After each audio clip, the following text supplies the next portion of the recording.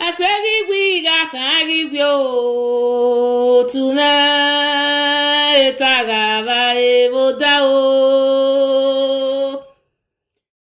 Adesuwa died in the hands of Ogioboro, the beauty queen of Benin Kingdom, and the sweetheart of Oba Akengbuda died in the hands of a merry provincial head who was not even equal to a Benin chief. This will produce nothing but trouble. This will result for a big trouble for Ogioboro and his entire kingdom. It was an insult to the Benin Kingdom and the Oba.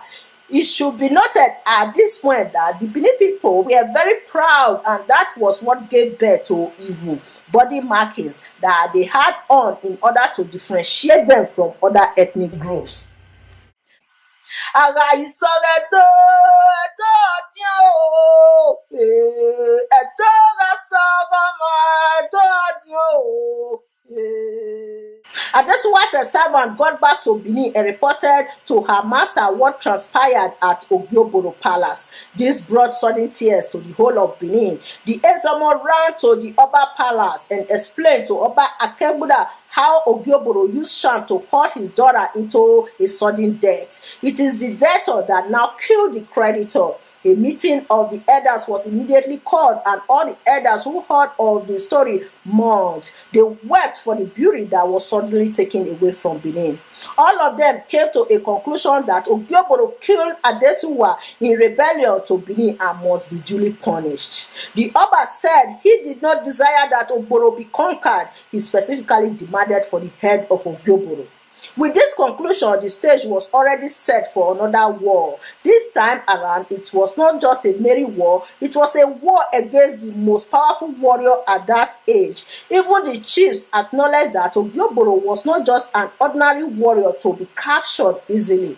They knew they had to prepare both physically and spiritually in order to remove his head from his neck.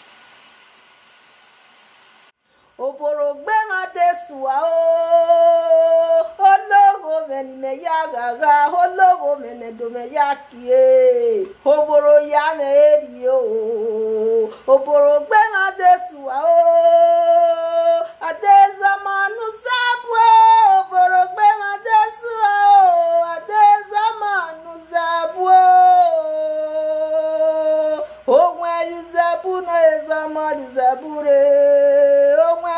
Puno ezama uro kiemeye me o kiemeye uro kiemeye me o kiemeye uro kiemeye me o kiemeye. The story of Adesuwa, the daughter of Chief Ezomo Nuzebu, is very fascinating in the history of ancient Benin Kingdom. History tells us that Adesuwa was the most beautiful woman in Benin Kingdom. Her life was tied to her beauty. The same beauty that brought her so much fame and honor also led her to early grave. The life of Adesuwa was cut short in the hands of Ogioboro after she verbally abused him in Oboro Kingdom. When the news of the death of Adesuwa was reported to the Benin people, hair was let loose in the kingdom. Prior to the death of Adesuwa, the Oba of Benin at that time, Oba Akengbuda, had proposed to marry Adesuwa, and the Benin people were preparing for the marriage ceremony. The father of Adesuwa himself, Chief Ezomo Nuzebu, was the richest chief in the kingdom at that time. He wept profusely and ran to the palace to report the news of Adesuwa to the king. Oba Akengbuda responded by demanding for the head of Ogioboro be removed from his neck.